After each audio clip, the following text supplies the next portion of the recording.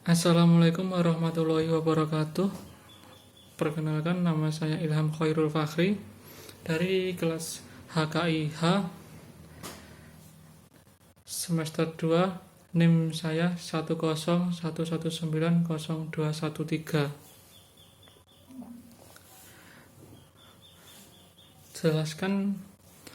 Yang pertama, jelaskan secara singkat asal mula peradaban Islam di Mekah.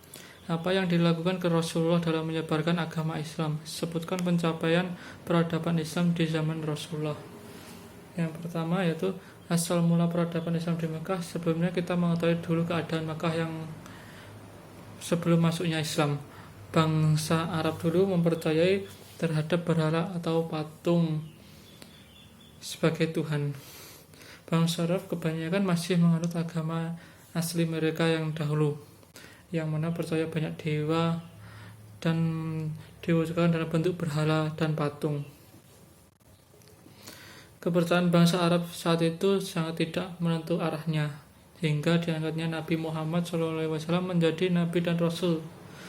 Dan sekitar tahun 611 Masehi, Nabi Muhammad diangkat menjadi Rasul pada umur ke-40 tahun. Pada saat itu beliau merenung ke Gua Hira, itu tepatnya beberapa kilometer di utara Makkah.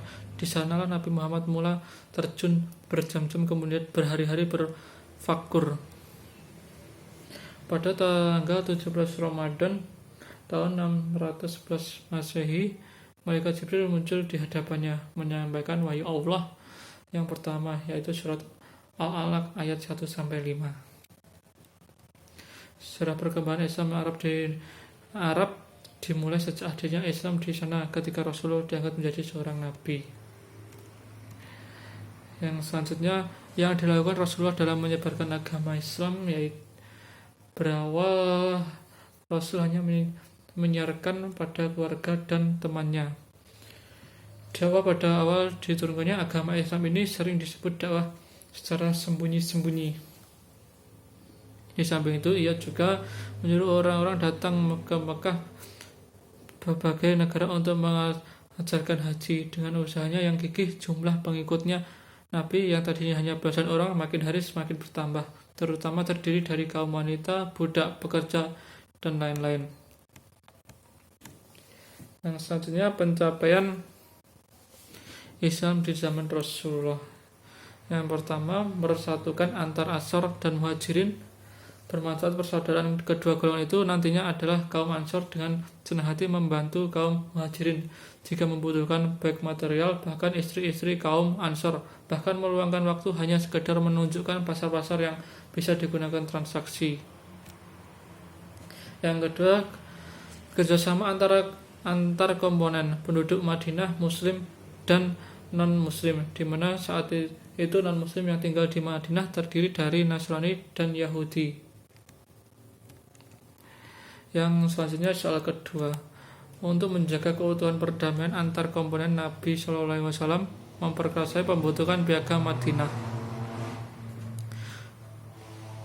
Jelaskan peralihan kekuasaan dan Khalifah Ali bin Abi Thalib ke Muawiyah bin Abi Sufyan dan siapakah tokoh-tokoh yang terlibat di dalamnya. Apa perbedaan antara Khalifah dan Daulah? Pertama yaitu proses peralihan kekuasaan dari Khalifah bin Abi Thalib ke Muawiyah Abu Sufyan. Antaranya dimulai dari kekuasaan dari Ali ke Muawiyah. Terjadi saat perang Sufyan, kelompok Ali melawan ke kelompok Muawiyah, tapi saat kelompok Muawiyah sudah diambang kekalahannya.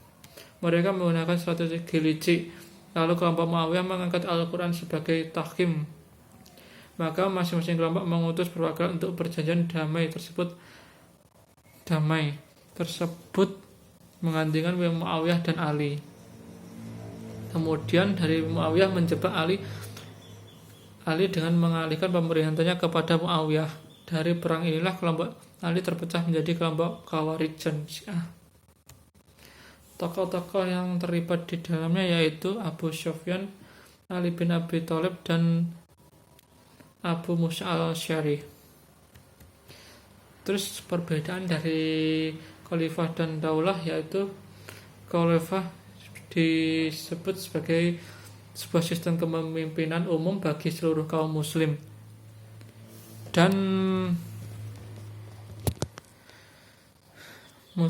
di dunia ini menerapkan hukum-hukum Islam dan mengembangkan dakwah seluruh dunia. Sedangkan daulah merupakan sesuatu yang kadang dihasilkan dari tangan ini atau tangan lain.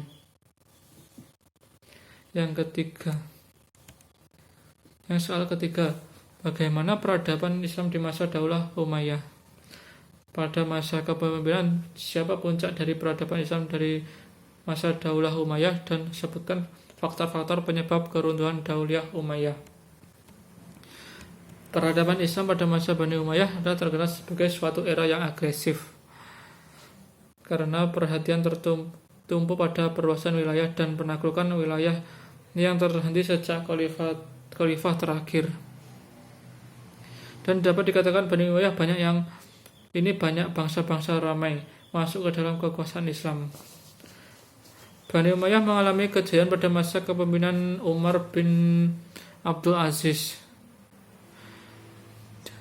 Tetapi kejayaannya Umayyah tidak berlangsung lama, dan Umayyah mengalami keruntuhan dengan berbagai faktor-faktor internal.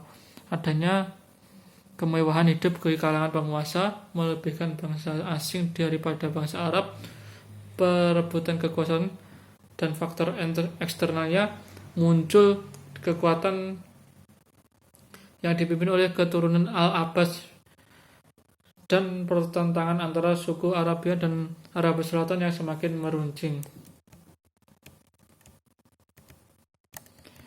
Berikutnya soal keempat. Pendiri Daulah Abbasiyah adalah Abu al-Abbas as-Saffah. Jelaskan secara singkat kenapa Abu al-Abbas mendapat julukan as-Saffah. Bagaimana peradaban Islam di masa Harun ar-Rasyid, dan sebutkan faktor-faktor keruntuhan Daulah Abbasiyah. Kenapa dijuluki as-Saffah? Karena antara khalifah itu tercatat beberapa nama yang berhasil membawa dinasti Abbasiyah mengalami kejayaannya. Abu al-Abbas Abdullah bin Muhammad as-Saffah, maka dijuluki as-Saffah merupakan sosok pemimpin yang tegas. Yang selanjutnya, peradaban Islam di masa Harun Rasyid. Pada zaman itu, di zaman Harun ar-Rasyid, bisa dikatakan puncak dari kegemilangan dalam sejarah peradaban Islam. Di zaman ini ilmu pengetahuan sangat berkembang pesat dan ilmunya sangat bermanfaat. Dan faktor-faktor keruntuhan Daulah Abbasiyah terdiri dari konflik antara berbagai suku bangsa Turki, Persia, dan Arab, konflik keagamaan seperti aliran Mu'tazilah dan Asy'ariyah, serta antara aliran Syiah dan Ahlus Sunnah. Yang terakhir, soal kelima. Jelaskan sejarah secara lengkap masuknya Islam ke Indonesia. Masuknya Islam terbagi menjadi 4 teori. Yang pertama, teori Gujarat dikemukakan oleh Hurgrange dan Wijnanathan. Teori ini mengungkapkan bahwa agama Islam masuk ke Indonesia dibawa oleh pedagang Gujarat India melalui Selat Malaka sekitar abad ke-13. Teori ini diperkuat dengan adanya makam milik Malik alaihissalam Saleh pada tahun 1297 yang makamnya bercorak Gujarat. Yang selanjutnya, teori Persia dikemukakan oleh Amir Hussain. Teori ini mengungkapkan bahwa agama Islam masuk ke Indonesia dibawa oleh pedagang Persia pada abad ke-13. Diperkuat dengan ditemukannya ajaran Syiah di Indonesia berasal dari Persia, dan juga ada peringatan 10 Muharram Islam Persia yang serupa dengan upacara tabuk di wilayah Sumatra. Yang selanjutnya, teori Cina. Teori ini mengungkapkan bahwa agama Islam masuk ke Indonesia melalui perdagangan Cina yang masuk ke daerah Palembang pada abad ke-9. Teori ini diperkuat dengan adanya pemimpin kerajaan Islam di Jawa yang berketurunan Cina. Yang satunya teori Mekah atau Arab. Teori ini dikemukakan oleh Buya Hamka. Teori ini mengungkapkan bahwa agama Islam masuk ke Indonesia melalui musafir dari Arab yang memiliki semangat untuk dakwah abad ke-7. Teori ini diperkuat dengan adanya perkampungan Arab di Sumatera dan juga di Samudra Pasai adanya mazhab Syafi'i yang ada terkenal di Arab. Sekian, itu merupakan jawaban was dari saya. Kurang lebihnya mohon maaf. Wassalamualaikum warahmatullahi wabarakatuh.